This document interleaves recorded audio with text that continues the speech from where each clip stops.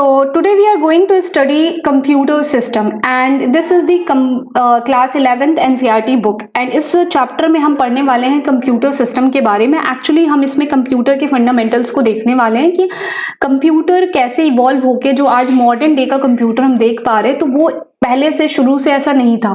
तो कंप्यूटर कैसे बना है, एक्चुअल में कंप्यूटर होता क्या है, उस सभी चीज़ों को हम इस चैप्टर में समझने वाले हैं कि कंप्यूटर के क्या पार्ट्स होते हैं, वो कैसे काम करते हैं, कंप्यूटर कैसे काम करता है, वो सभी चीज़ों को हम देखने वाले हैं। तो बेसिकली जैसे कि हम आज का जो कंप्यूटर देख रहे हैं जो हमारे डेली लाइफ का बहुत ज़्यादा हद तक हिस्सा बन चुका है, AI, artificial intelligence, machine learning, तो ये सब इतना ज़्यादा अब हमारी लाइफ में हम यूज़ कर रहे हैं डे टू डे लाइफ में। तो एक्चुअल में ये इवॉल्व कैसे हुआ, कैसे कंप्यूटर बना, तो उन सभी चीज़ों को हम इसमें पढ़ने वाले हैं। कंप्यूटर कैसे काम करता है, तो चलिए स्टार्ट करते हैं इस वीडियो को।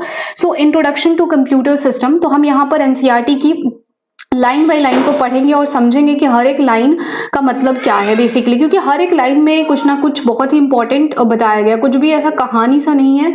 तो आप बिल्कुल इस वीडियो को एंड तक देखें और समझे कि और चीज़ों को समझने की कोशिश करें जो मैं बता रही हूँ।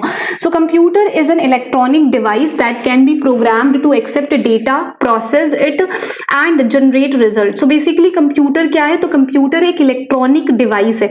अब इलेक्ट्रॉनिक डिवाइस का क्या मतलब है, सो इलेक्ट्रॉनिक डिवाइस का मतलब है कि अगर हम एग्जाम्पल लें कि जैसे कि फैन को अगर हमने ऑन किया, ठीक है, स्विच अगर हमने ऑन की तो फैन ऑन होगा, मतलब कि फैन जो है वो चलेगा।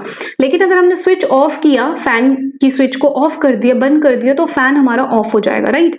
वैसे ही सेम, तो लेकिन ये तो हमारी इलेक्ट्रिसिटी पे चलता है ना, बट ये कह रहा है कि कंप्यूटर हमारा एक इलेक्ट्रॉनिक डिवाइस है। इसका मतलब ये है कि कंप्यूटर भी एक तरीके से इलेक्ट्रिसिटी लेता है ऑफ कोर्स, लेकिन इलेक्ट्रिसिटी लेकर ही चलता है, उसमें भी इलेक्ट्रिसिटी का हम यूज करते हैं। लाइक हमारा जो फोन है, अगर वो डिस्चार्ज होता है तो हम उसको चार्ज करते हैं और जब बैटरी चार्ज हो जाती है तो जितने भी % चार्ज है उस हिसाब से वो चलता है। इसीलिए हम बोलते हैं कि जो कंप्यूटर है वो एक इलेक्ट्रॉनिक डिवाइस है दैट कैन बी प्रोग्राम्ड। अब देखो कंप्यूटर ना खुद में कुछ नहीं है, मतलब कंप्यूटर के पास खुद की कोई बुद्धि नहीं है। कंप्यूटर जितना इंटेलिजेंट आपको लगता है बट है नहीं, वो एक्चुअली में computer is a dumb machine, computer dumb है। अब बात करते हैं कि कंप्यूटर को इसीलिए हमें क्या करना पड़ता है, प्रोग्राम करना पड़ता है। मतलब कि कंप्यूटर इंटेलिजेंट कैसे है, बहुत ज्यादा इंटेलिजेंट है, लेकिन वो प्रोग्राम होने के बाद इंटेलिजेंट है। मतलब एक कंप्यूटर को हमें क्या करना पड़ता है, प्रोग्राम करना पड़ता है। प्रोग्राम क्या मतलब होता है, प्रोग्राम का मतलब होता है ना कि कंप्यूटर को हमें बताना पड़ता है कि ये काम करो, है ना। तो ये कुछ भी काम करने के लिए हमें उसको प्रोग्राम करना पड़ता है कि वो काम कैसे होता है। एक बार आपने उसको प्रोग्राम कर दिया ना, तो फिर आप उस प्रोग्राम के बेसिस पे काम करवा सकते हैं उससे। अब बात करते हैं कि computer is an electronic device that can be 1 second. तो कंप्यूटर एक इलेक्ट्रॉनिक डिवाइस है जैसा कि हमने बताया आपको, and that can be program, जो कि कंप्यूटर को हमें प्रोग्राम करना पड़ता है ताकि वो एक्सेप्ट करे डेटा को, मतलब इनपुट को, प्रोसेस करे एंड जनरेट करे रिजल्ट को। अब देखो ये बहुत ही इंपॉर्टेंट लाइन है कंप्यूटर के अंदर। बेसिकली जो हमारा आज का जो मॉडर्न डे कंप्यूटर है ना, वो इसी पर काम करता है। बेसिकली हम कहें कि कंप्यूटर किस पे काम करता है, तो कंप्यूटर का काम कुछ ऐसे होता है कि कंप्यूटर को हम कुछ इनपुट देते हैं। अब ठीक है, इनपुट देते हैं मतलब कोई भी डेटा हम उसको इनपुट करते हैं, ठीक है, और फिर क्या होता है, उस डेटा पे वो प्रोसेसिंग करता है। क्या करता है, प्रोसेसिंग करता है, प्रोसेस करता है उस डेटा को और फिर हमें आउटपुट देता है, हमें रिजल्ट देता है उसका, ठीक है। तो कोई भी जो हमारा कंप्यूटर है वो हमें इनपुट करते हैं, प्रोसेस होता है और आउटपुट देता है। जैसे कि आप यूट्यूब पे अगर ये वीडियो देख रहे हो, तो मान लो कि आपने कंप्यूटर सिस्टम की यूट्यूब के सर्च बॉक्स में एक वीडियो, मतलब कंप्यूटर सिस्टम लिखा कि आपको क्लास 11th कंप्यूटर साइंस, तो क्लास 11th कंप्यूटर सिस्टम लिखा, तो आप क्या कर रहे हो, ये डेटा को इनपुट कर रहे हो। क्या है डेटा, जैसे कि class 11th computer system chapter 1, तो इस डेटा को आपने एक सर्च बॉक्स में लिखा, मतलब ये इनपुट हुआ। जैसे ही आपने इसको सर्च पे क्लिक किया तो कुछ देर का प्रोसेसिंग होने हुआ, मतलब सर्च पे क्लिक किया तो आपके सामने जो रिजल्ट आया, रिजल्ट आने से पहले, मतलब अगर आपका नेट बहुत ज्यादा फास्ट है, इंटरनेट, तो प्रोसेसिंग बहुत फास्ट हो रही है कि पता ही नहीं चल रहा है ना। तुरंत आपको वीडियोस सजेस्ट होने लगते हैं कि ये नंबर ऑफ वीडियोस आपको दिखने लगते हैं इससे रिलेटेड, चैप्टर 1 से रिलेटेड। अगर आप यूट्यूब पे देखो तो प्रोसेसिंग इतनी फास्ट हो रही है कि आपको आउटपुट वीडियो के फॉर्म में दिख रहा है, राइट। तो ये क्या है कि आपने ये इनपुट किया पहले, तो क्लास 11th कंप्यूटर साइंस इस तरह का कुछ डाला, फिर उसको सर्च किया, तो सर्च होने में जो टाइम लगा ना, सर्च होने के बाद जो वीडियो आपको रिकमेंड की गई देखने के लिए, तो सर्च होने में जो टाइम लगा उसको कहते हैं प्रोसेसिंग हुई, ठीक है। और जो आपको वीडियोस रिकमेंड हुआ ना, वो आपका आउटपुट है, ठीक है। अब अगर मैं इसको और सिंपल तरीके से बताऊं तो जैसे कि अगर आप सपोज करो कि इनपुट दे रहे हो 2 + 2, ठीक है, तो ये 2 + 2 हमें पता है 4 होता है, लेकिन ये प्रोसेस होगा, ये हमने इनपुट दिया, ठीक है, इनपुट दिया। अब यहाँ पर प्रोसेस होगा, ठीक है। प्रोसेस कौन करता है हम देखेंगे कैसे होता है, लेकिन यहाँ पे समझो कि प्रोसेस होगा, मतलब 2 + 2, यहाँ पे 2 + 2 प्रोसेस होके 4 हो जाएगा। 4 अब क्या करेगा, 4 हमें एक आउटपुट डिवाइस के थ्रू स्क्रीन पर शो हो जाएगा कि ये 4 है, ठीक है।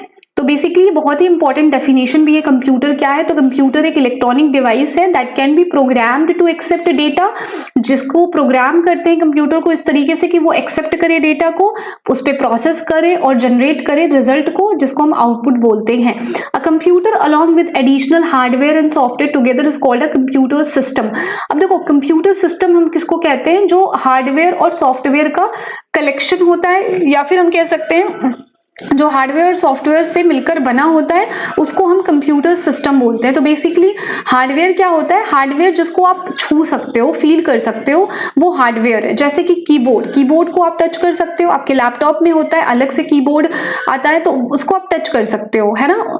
और सॉफ्टवेयर क्या होता है, जिसको आप टच नहीं कर सकते। जैसे कि अगर आप फोन में जो व्हाट्सएप का एप्लीकेशन है, so you can not touch but you can click it, मतलब टच करने का यहाँ पर ये मतलब हो कि उसको आप हाथ में नहीं ले सकते। लेकिन जैसे माउस है, माउस एक हार्डवेयर है ना, उसको आप हाथ में ले सकते हो, है ना, हाथ में लेके टच कर सकते हो, बट सॉफ्टवेयर को आप नहीं कर सकते हो। क्या व्हाट्सएप ऐप को आप हाथ में ले सकते हो? नहीं, वो तो फोन के अंदर है ना, तो उस पर आप क्लिक कर सकते हो, तो वो एक सॉफ्टवेयर है।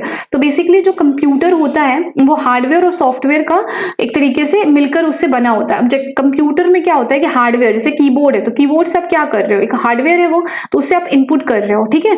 एंड सॉफ्टवेयर जैसे कि मान लो मैसेज, व्हाट्सएप है, ठीक है, व्हाट्सएप क्या है, एक सॉफ्टवेयर है। और व्हाट्सएप में आप जब चैटिंग करते हो, ठीक है, चैट कर रहे हो, तो वहां पर आप चैट में कुछ ना कुछ लिखते हो, राइट।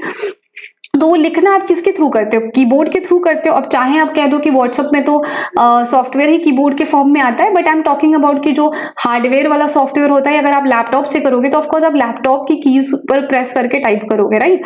तो लैपटॉप की जो कीज हो गई वो हार्डवेयर फॉर्म में हो गई, और जो आप चैट कर रहे हो वो चैटिंग क्या होगी, सॉफ्टवेयर फॉर्म में हो गई। तो एक जो कंप्यूटर है वो किससे बना होता है या किससे काम करता है, बेसिकली कंप्यूटर सिस्टम, तो हार्डवेयर और सॉफ्टवेयर का, ओके।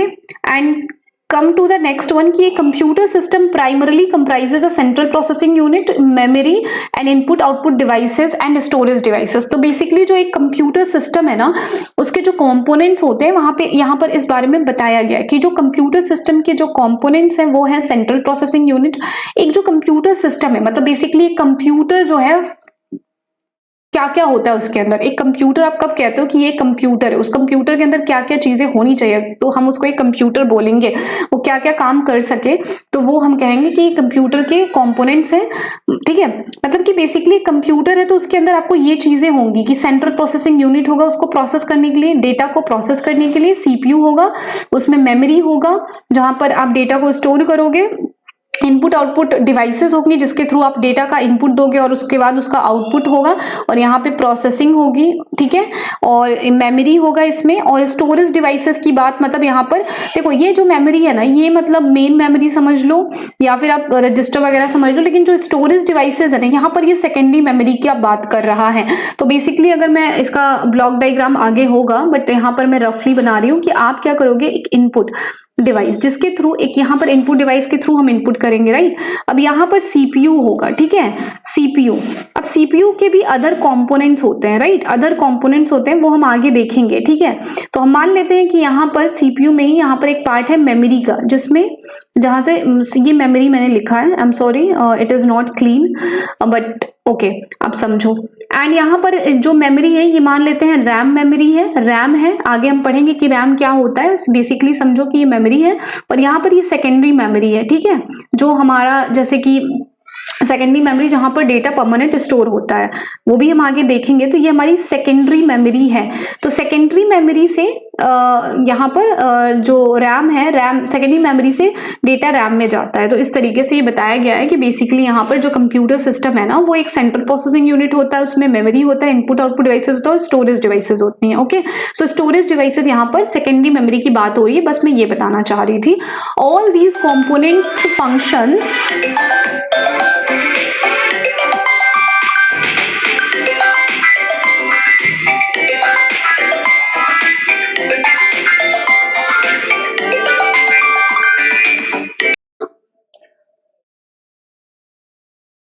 तो हमने कहाँ तक देखा था इसमें, हाँ, so all these component functions, 1 second, हाँ, all these component functions together as a single unit to deliver the desire output. सो ये जो जितने भी ये कॉम्पोनेंट आपको मैंने बताए, जैसे कि CPU, memory, input output devices, storage devices, ये सारे जो कॉम्पोनेंट्स हैं, ये फंक्शंस टुगेदर, ये साथ में मिलकर काम करते हैं, एक सिंगल यूनिट में मिलकर काम करते हैं। मतलब एक कंप्यूटर को हम कंप्यूटर सिस्टम कब बोलेंगे, जब ये सारे कॉम्पोनेंट्स उसमें होंगे और ये साथ में मिलकर काम करेंगे, ताकि हम इसको सिंगल यूनिट बोलेंगे, ताकि हमें डिजायर्ड आउटपुट दे सके, डिलीवर कर सके। A computer system comes in various forms and sizes। अब जो कंप्यूटर सिस्टम है ना, वो बहुत सारे कह सकते हैं कि फॉर्म्स और साइजेस में आता है, जैसे कि स्मार्टफोन का अलग साइज है, टैबलेट का अलग साइज है, लैपटॉप का अलग साइज है, डेस्कटॉप कंप्यूटर का अलग साइज है, right. And it can vary from a high end server to personal desktop, laptop, computer और स्मार्टफोन, वही जो मैंने बताया। एंड यहाँ पर ब्लॉक डायग्राम की बात हुई है कंप्यूटर सिस्टम की। The directed lines represent the flow of the data and signal between the components. Okay, so हम समझते हैं इसका ब्लॉक डायग्राम। ओके,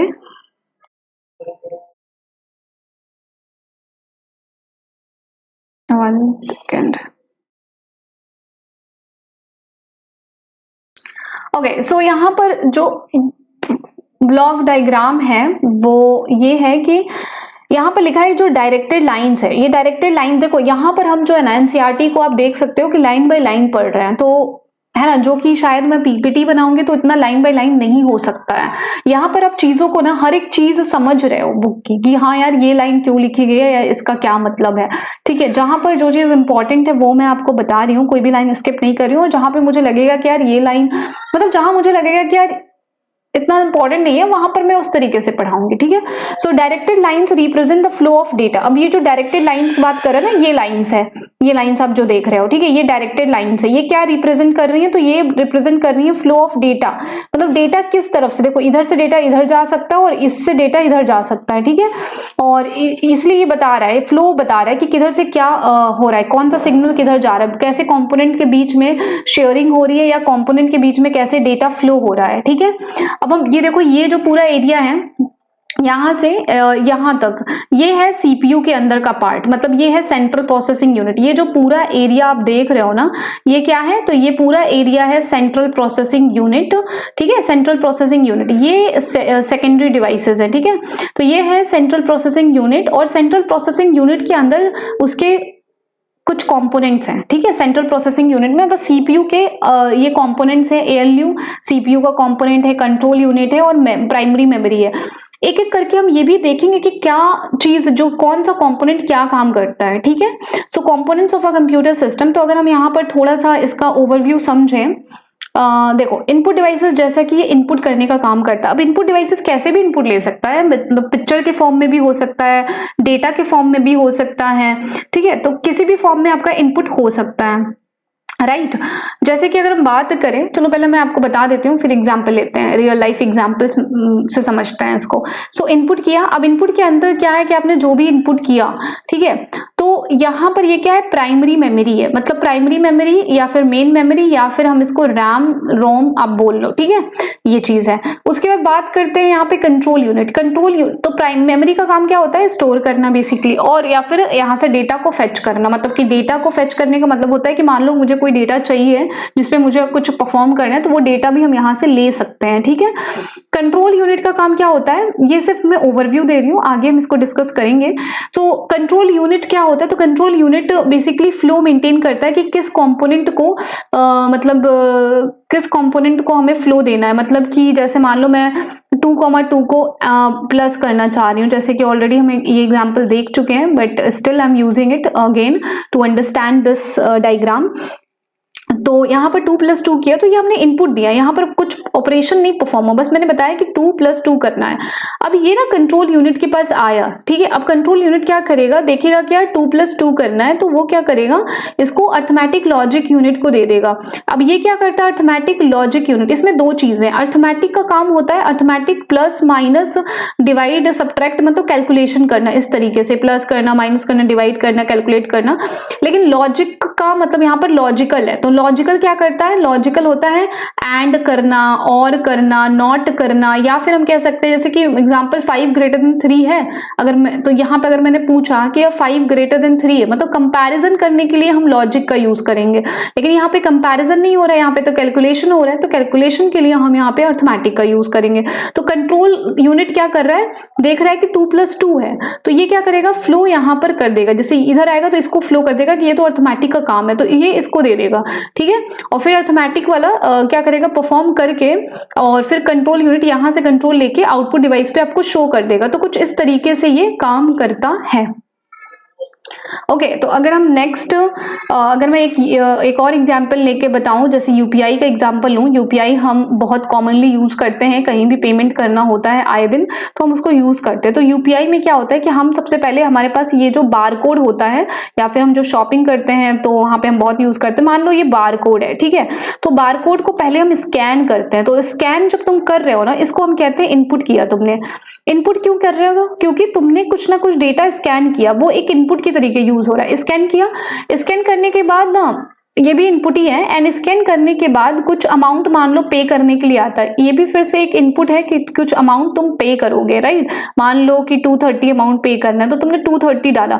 अब जैसे ही तुमने पे करने के बाद फिर से एक इनपुट किया, क्या इनपुट किया कि अपना पिन अपना डाला, तो वो भी एक तरीके से इनपुट है, ठीक है। अभी हम यहाँ पर सिंपल तरीके से समझ रहे हैं, इनपुट है, पिन डाला, पिन डालने के बाद कुछ टाइम का प्रोसेसिंग होगा, राइट।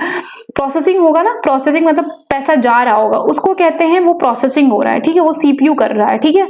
तो बेसिकली समझाने के लिए बता रही हूँ कि वो सीपीयू कर रहा है, प्रोसेसिंग उसी को बोलते हैं, ठीक है।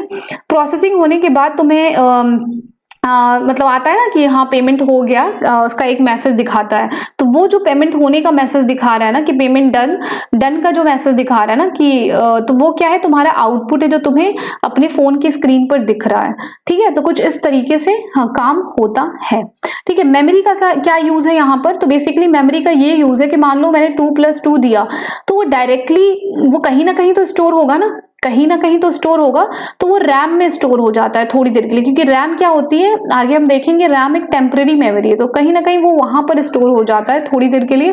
फिर उस पे सीपीयू के जो कंपोनेंट्स होते हैं वो अपना ऑपरेशन परफॉर्म करते हैं, एंड फिर भी आउटपुट दिखाने के लिए भी वो कहीं ना कहीं स्टोर होता है। तो कहाँ स्टोर होता है, तो अगेन वो मेमोरी में स्टोर होता है। इसीलिए ये सारे कंपोनेंट्स मिलकर कंप्यूटर को कंप्यूटर सिस्टम बनाते हैं, ठीक है। बेसिकली जो हमारा कंप्यूटर है वो इसी तरीके से काम करता है। आज का मॉडर्न डे का कंप्यूटर भी ऐसे ही काम करता है। आपने देखा कि एप्लीकेशंस के मैंने कुछ एग्जांपल दिए, रियल लाइफ एग्जांपल, तो वो भी क्या कर रहे हैं, इनपुट लेते हैं। हर एक चीज आप देखोगे ना गौर से, तो कुछ ना कुछ आपसे इनपुट लेगा, टाइम लेगा प्रोसेस होने का, आपको कुछ ना कुछ आउटपुट के फॉर्म में मिलता है, राइट। अब हम बात करते हैं सेंट्रल प्रोसेसिंग यूनिट की, यहाँ पर कि सेंट्रल प्रोसेसिंग यूनिट क्या है, व्हाट इज सीपीयू, ठीक है। तो जैसे कि ह्यूमन में आप देखते हो कि ब्रेन से हम क्या करते हैं, ह्यूमन में जो हमारा ब्रेन है बेसिकली उससे ही हम सारे डिसीजंस लेते हैं, और इवन हमारा जो बॉडी है, मतलब बॉडी में जो मूवमेंट्स हम करते हैं, चलना या उठना बैठना, कहीं ना कहीं हमारा ब्रेन उनको एक तरीके से हैंडल करता है, ठीक है। ब्रेन के थ्रू वो ऑपरेट होता है हमारा बॉडी, ठीक है। तो यही चीज सीपीयू में भी होता है कि सीपीयू के बगैर कंप्यूटर का कोई अस्तित्व नहीं है, मतलब अस्तित्व नहीं है, इसका मतलब कि सीपीयू के बगैर एक तरीके से कंप्यूटर कुछ नहीं है। कैसे कैलकुलेशंस परफॉर्म होंगे, कैसे प्रोसेसिंग होगा, तो CPU is the brain of the computer. Basically CPU को हम क्या कहते हैं, ब्रेन कहते हैं कंप्यूटर का।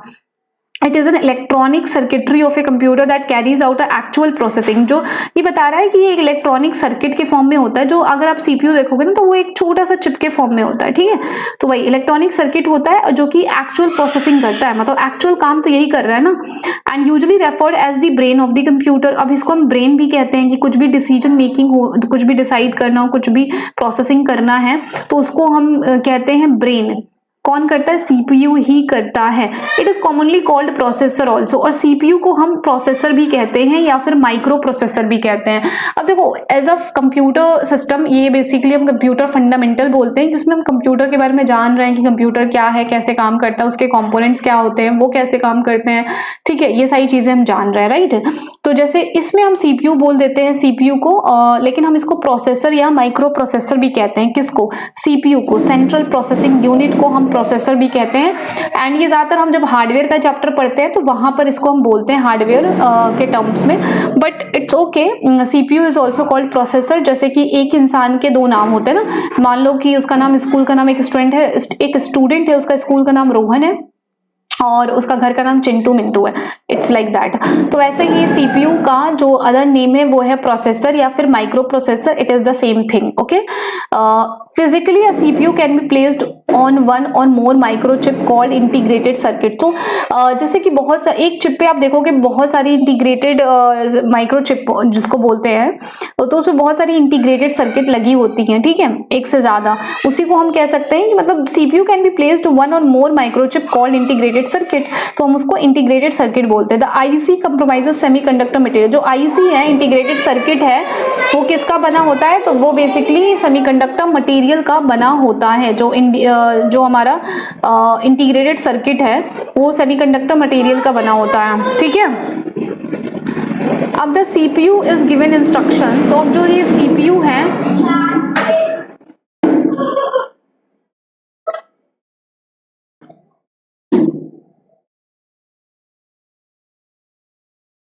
ओके, अब देखो यहाँ पर the CPU is given instructions and data through program. अब सीपीयू को हम क्या करते हैं? इंस्ट्रक्शंस देते हैं या फिर डेटा देते हैं, किसके थ्रू? प्रोग्राम्स के through. The CPU then fetches the program and data from the memory and perform arithmetic and logic operation as per the given instructions and store the result back to memory. तो जो CPU है वो क्या कर रहा है? Fetch कर रहा है डेटा को। फेच करना मतलब प्रोग्राम को या डेटा को मेमोरी से, मतलब मेमोरी में मान लो कोई मैंने डेटा सेव कर दिया, ठीक है, तो उस डेटा को सेव, जैसे कि मान लो कि मैं चाहती हूँ इंस्टाग्राम पर अपनी फोटो अपलोड करना, ठीक है, जो कि यूजुअली लोग करते हैं। तो फोटो कहाँ पे होती है? तो फोटो हमारी गैलरी में होती है, राइट। तो गैलरी में होती है, तो सीपीयू क्या करेगा? मैं जस्ट एग्जांपल दे रही हूँ so that you can relate exactly, मतलब कि आपको समझने के लिए। तो मान लो कि सीपीयू क्या करेगा? सबसे पहले प्रोग्राम को फेच, मतलब कि यहाँ पर मेरे पास फोटो है तो उसको एक तरीके से उठाएगा ना। जब हमारे पास ऑप्शन आता है ना गैलरी का, तो हम गैलरी में जाके उस फोटो को चूज करते हैं, राइट। तो मतलब वही चीज है कि हम उस फोटो को फेच कर रहे हैं, ठीक है, फेच कर रहे हैं। एंड फ्रॉम द मेमोरी, कहां पर? मेमोरी से। एंड परफॉर्म कर रहे हैं अर्थमेटिक। अब देखो यहाँ पर तो हम फोटो का एग्जांपल ले रहे थे फेच को समझाने के लिए, मैंने आपको बताया। तो मान लो ऐसी कोई डेटा है, it can be a mathematical data, जहां पर हमें कुछ ऐड या सब्ट्रैक्ट या मल्टीप्लाई करना हो, जहां पर मैं अर्थमेटिक या लॉजिक का यूज कर रही हूँ, अगर कंपेयर करना है तो मतलब बेसिकली ये आपके डेटा पर बेस करता है कि आपके प्रोग्राम पर, कि आप किस टाइप का प्रोग्राम या डेटा है जो आप मेमोरी से उठा रहे हो। उस पर कुछ अगर आपको वो अगर प्लस करने वाला डेटा है, प्लस माइनस सब्ट्रैक्ट, तो अर्थमेटिक ऑपरेशंस परफॉर्म करोगे। कंपैरिजन करने वाला डेटा है तो लॉजिकल ऑपरेशंस को करोगे as per the given instruction. जैसा आपका इंस्ट्रक्शन होगा वैसा आप काम करोगे। एंड स्टोर, अब जो आउटपुट आएगा वो दोबारा आप कहाँ पे स्टोर करोगे? मेमोरी में स्टोर कर दोगे, ठीक है। तो बेसिकली यहाँ पर आप समझे कि सीपीयू क्या कर रहा है? फेच कर रहा है डेटा को, मेमोरी में से ले रहा है डेटा को, एंड उसके ऊपर अर्थमेटिक या लॉजिकल ऑपरेशंस परफॉर्म करेगा जैसा इंस्ट्रक्शन होगा। अगर मान लो कि कुछ इनटू करना है तो हम यहाँ पे अर्थमेटिक ऑपरेशन परफॉर्म करेंगे। कुछ कंपेयर करना है, जैसे 2 ग्रेटर देन और इक्वल टू 2, तो वहां पर हम लॉजिकल ऑपरेशंस लगाएंगे as per the instructions and store the result. अब जो भी इसका रिजल्ट होगा उसको भी तो हम कहीं ना कहीं स्टोर करेंगे, तो अगेन उसको बैक टू द मेमोरी में स्टोर कर देंगे, राइट। आई होप आपको समझ में आ रहा हो यहाँ पर। एंड अब हम थोड़ा सा, एक सेकेंड, ओके, सो यहाँ पर आप देख सकते हो कि while processing CPU store the data as well as instruction. So जैसे कि हम प्रोसेसिंग कर रहे हैं, जैसे कि मान लो मैंने 2+2 ये डेटा दिया है, इनपुट किया है, ठीक है। अभी यहाँ पर सीपीयू क्या करेगा, जब इसको प्रोसेस करेगा तो इस डेटा को कहीं ना कहीं तो स्टोर करेगा सीपीयू। तो वो स्टोर करता है इंस्ट्रक्शंस को या डेटा को अपनी लोकल मेमोरी में, जिसको हम रजिस्टर कहते हैं। मतलब कि सीपीयू के पास क्या होता है, रजिस्टर्स होते हैं, उसकी सीपीयू के पास लोकल मेमोरी होती है, जहां पर वो प्रोसेसिंग करते टाइम जब 2+2 4 करेगा तो उस डेटा को वो कहीं ना कहीं तो प्रोसेसिंग में स्टोर कर रहा है ना। तो उस कहीं ना कहीं जो डेटा को स्टोर कर रहा है वो सीपीयू की लोकल मेमोरी होती है, जिसको हम रजिस्टर बोलते हैं। क्या बोलते हैं, रजिस्टर बोलते हैं।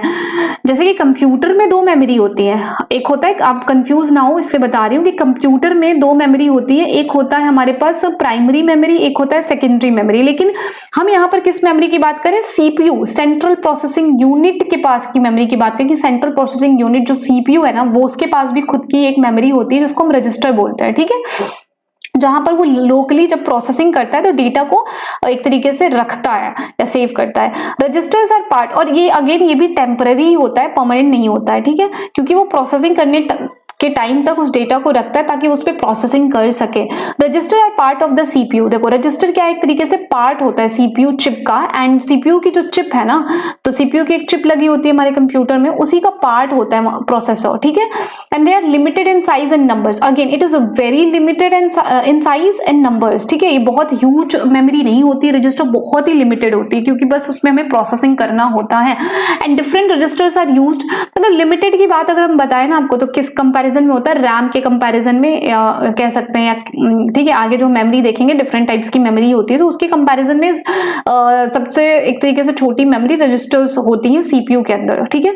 Different registers are used for storing data. अब देखो सीपीयू के पास ऐसा नहीं है कि सिर्फ एक रजिस्टर है, there are different registers CPU have. And वो क्यों है, मान लो अगर आपको डेटा स्टोर करना है तो डेटा रजिस्टर है, इंस्ट्रक्शंस को स्टोर करना है तो इंस्ट्रक्शंस रजिस्टर है, इमीडिएट रिजल्ट्स को स्टोर करना है तो वो है, ठीक है। मेमोरी एड्रेस रजिस्टर्स है, एक्यूमुलेटर है।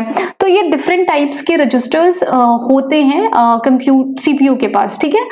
अभी आप इस पे मत जाओ कि यार डिफरेंट टाइप्स के, बस आप समझो कि हाँ सीपीयू के पास डिफरेंट टाइप्स के रजिस्टर्स होते हैं, जैसे कि आपको इंस्ट्रक्शंस के बेसिस पे इमीडिएट रिजल्ट, ये अलग अलग, क्योंकि सीपीयू अलग अलग डेटा में अलग अलग रजिस्टर्स में डेटा को स्टोर करता है जिस तरह का वो डेटा होता है। Other than the registers the CPU has 2 components, ठीक है। तो रजिस्टर के अलावा सीपीयू के पास क्या होता है कि 2 मेन कंपोनेंट्स होते हैं। कौन कौन से मेन कंपोनेंट्स होते हैं, सो अरिथमेटिक लॉजिक यूनिट होता है, एएलयू होता है, और कंट्रोल यूनिट होता है। तो ऑलरेडी हम ये चीज देख चुके हैं, राइट, कि सीपीयू के पास 2 मेन कंपोनेंट्स कौन से होते हैं, तो अरिथमेटिक लॉजिक यूनिट होता है एंड कंट्रोल यूनिट होता है। ALU perform all the arithmetic and logic operation that need to be done as per instructions in a program. So ALU क्या करता है, जो अरिथमेटिक लॉजिक यूनिट है वो परफॉर्म करता है अरिथमेटिक एंड लॉजिक ऑपरेशंस को। देखो एएलयू क्या है, अरिथमेटिक लॉजिकल यूनिट है एक तरीके से, ठीक है। तो अरिथमेटिक भी ऑपरेशन परफॉर्म करता है, लॉजिकल ऑपरेशन भी परफॉर्म करता है, ठीक है। That need to be done as per the instructions in a program. जिस तरह का इंस्ट्रक्शन क्या होता है बेसिकली, अगर आप बात करो किसी को ना समझ में आ रहा हो, तो इंस्ट्रक्शन का मतलब होता है कि कुछ इंस्ट्रक्शन, मतलब वही जैसे मैंने 2+2 दिया ना, तो ये एक इंस्ट्रक्शन है, ये हम कंप्यूटर के टर्म में इसको इंस्ट्रक्शन बोलेंगे। इनपुट दिया ना मैंने, ये इनपुट दिया तो ये एक इंस्ट्रक्शन हो गया, ठीक है। ठीक है, इनपुट सिर्फ यही नहीं है, अगर मान लो हम कोडिंग कर रहे हैं तो कोडिंग में हमने सेट ऑफ कोड्स लिखे ना, जो कोड लिखा तो वो भी क्या है, एक इंस्ट्रक्शन है, ठीक है। तो इंस्ट्रक्शन जो भी प्रोग्राम में आप इंस्ट्रक्शंस दोगे ना, मतलब उस बेसिस पे ये काम करता है arithmetic logical unit. CU control sequential instructions execution. अब सीयू क्या करता है, जो कंट्रोल यूनिट है ऑलरेडी बताया कि वो कंट्रोल करता है सीक्वेंशियल इंस्ट्रक्शन एग्जीक्यूशन, ठीक है। मतलब कि बेसिकली कंट्रोल यूनिट का यही काम होता है कि वो फ्लो देखता है कि किस तरफ, मतलब पूरा जो कंप्यूटर सिस्टम है ना बेसिकली समझो, तो उसमें किस तरफ हमें फ्लो देना है। अच्छा इनपुट हुआ, किसको हमें कब मेमोरी का यूज हो रहा है, कब किसको हमें टाइम देना है, कितना टाइम देना है, कितने टाइम में, तो ये सब कौन करता है, तो सीयू कंट्रोल यूनिट करता है सीपीयू के अंदर, ठीक है। किस कंपोनेंट को हमें कब यूज करना है, ठीक है, कब उससे कंट्रोल वापस लेना है, तो ये सब कंट्रोल यूनिट ही देखता है। And interpret instructions and guides data flow through the computers memory. और फिर ये क्या करता है, इंटरप्रेट करता है इंस्ट्रक्शंस को, मतलब सीपीयू कंट्रोल यूनिट क्या कर रहा है यहाँ पर, इंटरप्रेट कर रहा है। जैसे मैंने 2+2 दिया तो ये इंस्ट्रक्शन को समझ रहा है ना कि अच्छा ये अर्थमेटिक है, मतलब यहाँ पर अर्थमेटिक कैलकुलेशन करना है, यहाँ पर कुछ कंट्रोल यूनिट को समझ में आया तो इंटरप्रेट किया उसने, समझा इंस्ट्रक्शन को, एंड फिर गाइड किया data flow through the computer memory. And फिर वो गाइड करता है, ठीक है, कि यार इसको हमें क्या करना है इस पे। तो बेसिकली यहाँ पर वो फ्लो दे देता है जहां पर उसको फ्लो देना होता है कि अगर यहाँ पर कुछ अर्थमेटिक अगर हमें कराना तो इसको कहीं ना कहीं पहले 2+2 सेव होगा मेमोरी में, है ना, और वहां पर वो मेमोरी में सेव करने के बाद वो फ्लो दे देगा अर्थमेटिक लॉजिक यूनिट को। अर्थमेटिक लॉजिक यूनिट क्या करेगा, इस पे कैलकुलेशन करेगा, 4 देगा, अगेन ये 4 कहीं ना कहीं मेमोरी में सेव होगा थोड़ी देर के लिए, और फिर इसका फ्लो कंट्रोल यूनिट किसको दे देगा, आउटपुट डिवाइस को। वहां से हमें एक आउटपुट दिख जाएगा, सपोज कि मॉनिटर पे भी दिख सकता है, राइट। तो इस तरीके से आई होप आप सबको समझ में आ रहा हो बहुत अच्छे से। ALU and input output devices, okay. So computer memory, तो ये कह रहा है कि ये मतलब हमने यहाँ पे समझा ना कि सीयू कंट्रोल यूनिट कह रहा है कि गाइड करता है डेटा फ्लो, डेटा को फ्लो गाइड करता है कंप्यूटर मेमोरी से लेकर, कंप्यूटर मेमोरी को गाइड करेगा या ALU को गाइड करेगा, इनपुट आउटपुट डिवाइसेस के बीच में ये डेटा का फ्लो मेंटेन करता है basically. CPU is also popularly known as microprocessor. I already told you कि हाँ CPU को हम क्या बोलते हैं, माइक्रो प्रोसेसर भी बोलते हैं, ठीक है। We will still study more about in section 1.5 लिखा हुआ है, बट ठीक है, ओके।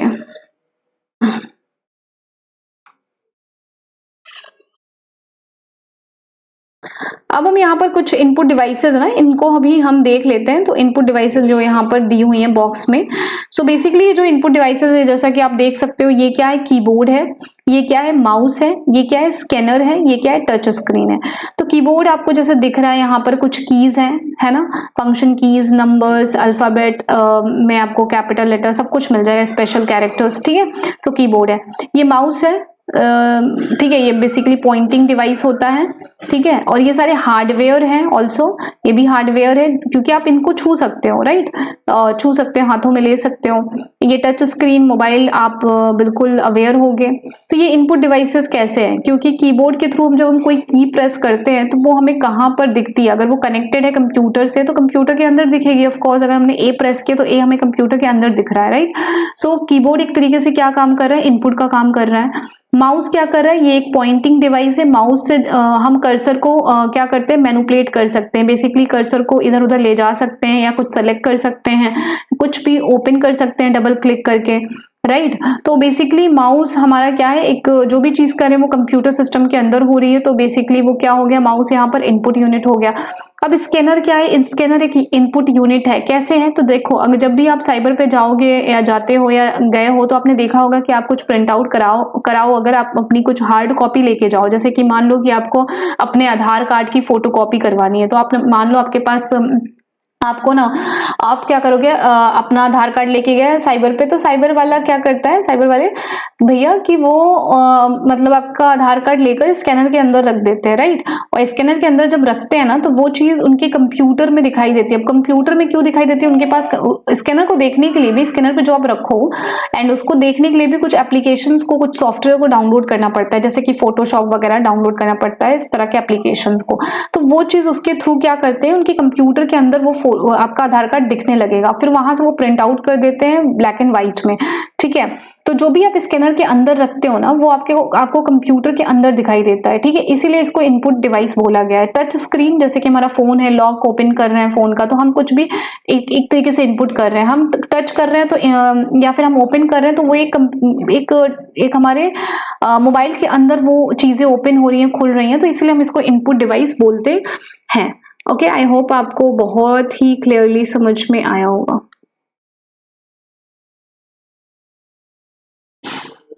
अब हम यहाँ से इनपुट डिवाइसेस के बारे में पढ़ने वाले हैं कि what is exactly input devices and how it works. चलिए देखते हैं।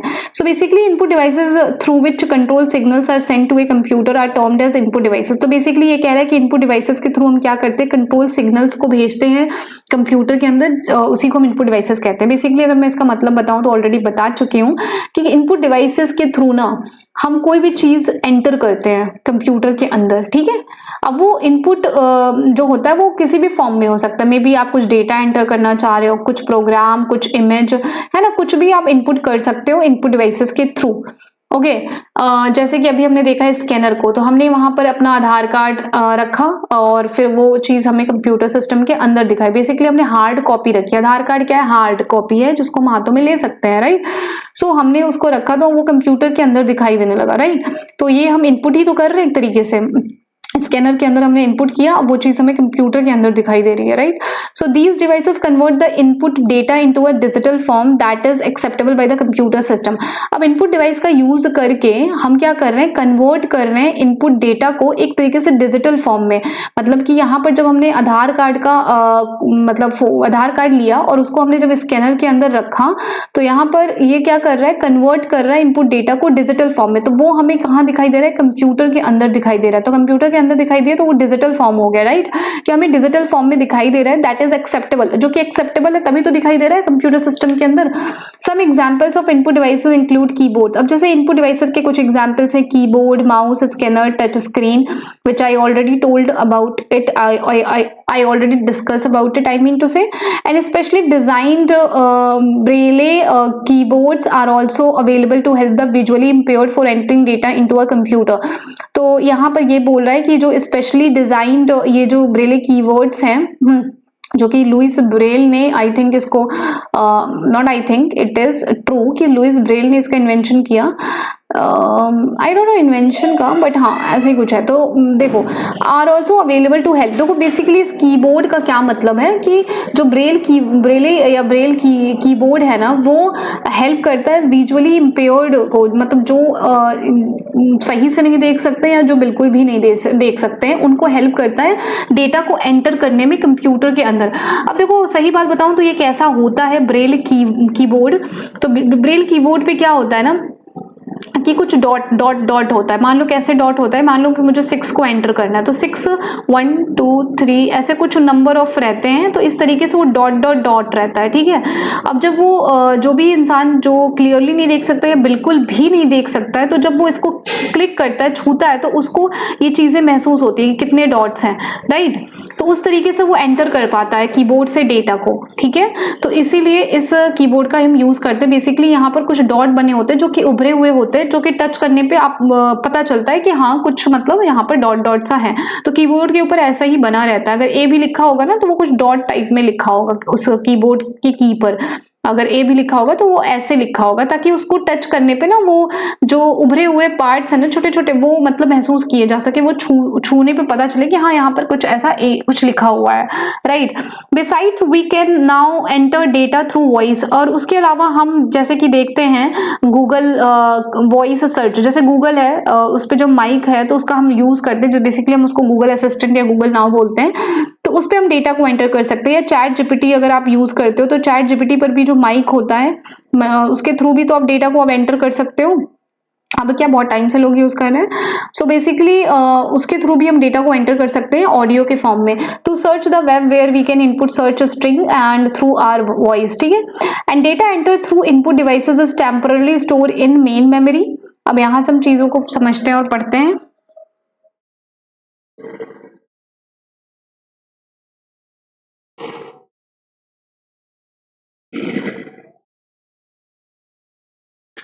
Okay, so data entered through input devices is temporarily stored in the main memory.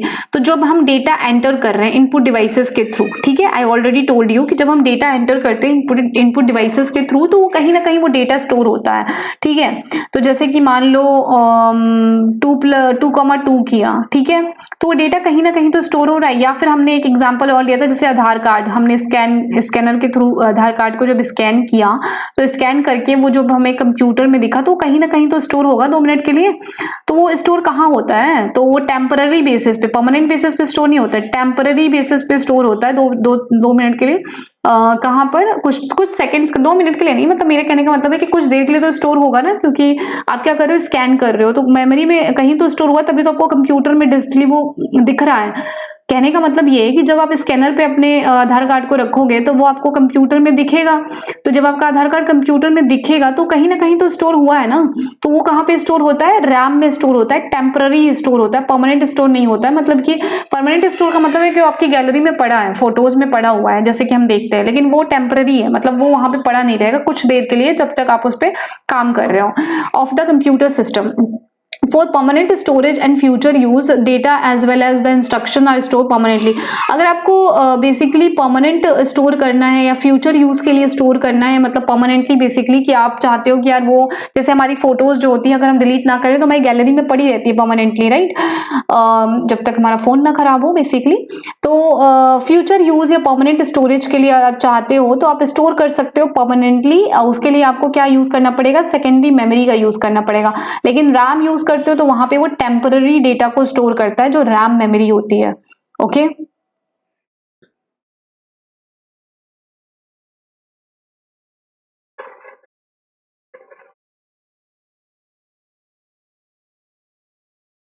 हम बात करें अगर इनपुट डिवाइसेस क्या होती है तो the device that receive data from a computer system, ऐसी डिवाइस जो रिसीव करती है डेटा को कंप्यूटर सिस्टम से for display physical production is called output device. Basically अगर आपने प्रोसेसिंग कर ली है, ठीक है, अब जैसे कि अगर हम बात करें अगेन एग्जांपल आधार कार्ड, ठीक है, तो आधार कार्ड आपको कंप्यूटर सिस्टम में स्कैनर के थ्रू दिख रहा है। दिखने के बाद जब वो आप कहोगे कि मुझे ना इसका प्रिंट आउट निकाल कर दे दो, तो वो जो आउटपुट आपको मिलेगा हार्ड कॉपी के फॉर्म में, वो एक तरीके से आउटपुट है ना।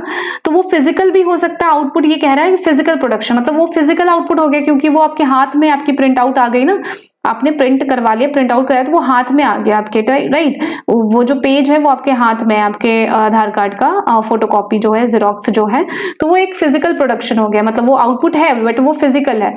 एक आउटपुट होगा जो डिस्प्ले होगा, ओनली स्क्रीन पर आपको दिखेगा वो आउटपुट, ठीक है, जैसे कि 2+2 किया तो वो 4 आएगा, तो 4 आपको स्क्रीन पर दिखेगा, तो वो क्या हो गया? डिस्प्ले वाला आउटपुट हो गया, ठीक है। It converts digital information into human understandable form, ठीक है।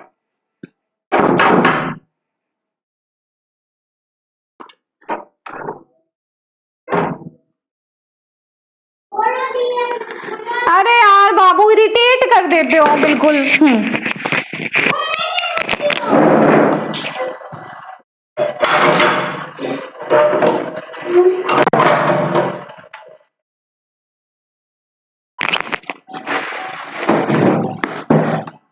कुछ देख ले।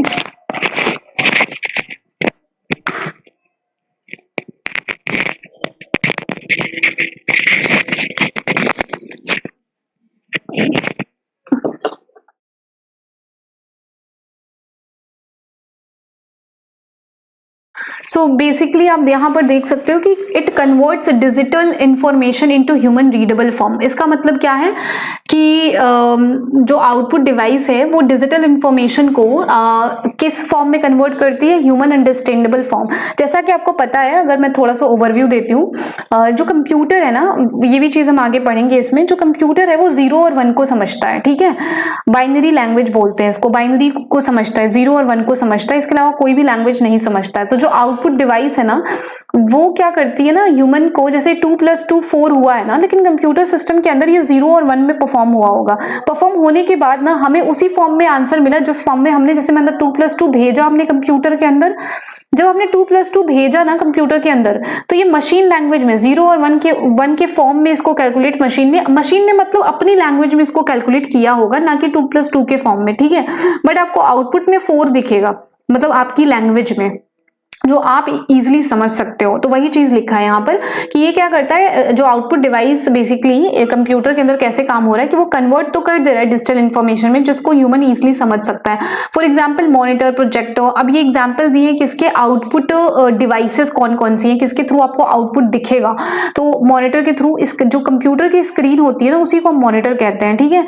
तो वो उस पर हमारा आउटपुट दिख रहा है, ठीक है, प्रोजेक्टर के थ्रू, ठीक है, और हेडफोन के थ्रू, स्पीकर के थ्रू। अब हेडफोन क्या है, जैसे कि आपको पता ही है कि आपको गाने सुनाई देते हैं, तो एक तरीके से वो आपको सुनाई दे रहे हैं, वो बाहर की तरफ आ रहे हैं, तो इसीलिए स्पीकर हो गया, बाहर की तरफ सॉन्ग आपको सुनाई दे रहा है।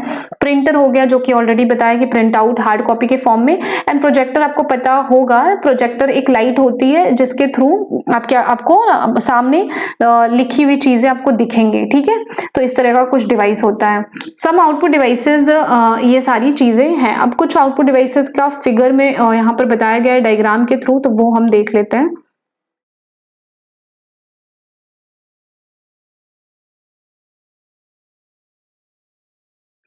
ओके, सो आज ये खत्म कर लेते हैं इतना। सो बेसिकली एक ये ब्रेल डिस्प्ले मॉनिटर है, तो बेसिकली ये उनके लिए है जो विजुअली चैलेंज्ड पर्सन है, जो अंडरस्टैंड, जो बेसिकली ये भी क्या है कि जो बिल्कुल एक तरीके से देख नहीं सकते, तो उनके लिए ये है कि to understand the textual output generated by the computer, तो उनके लिए है।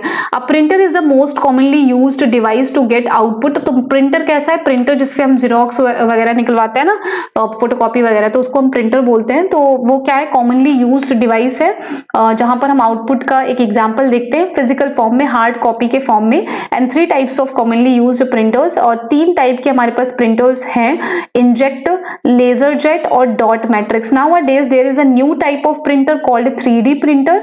अब जैसे कि हम इस समय देख रहे हैं कि एक न्यू टाइप का भी प्रिंटर है, 3D printer, which is used to build physical replica of, जैसे कि अब 3D का मतलब क्या है, 3D मतलब जो आप अपनी डेली लाइफ में देख रहे हो ना, वो चीज है 3D, मतलब कि आपको जो फिगर है ना वो 2D ना होके आपको 3D फॉर्म में दिखेगा, ठीक है।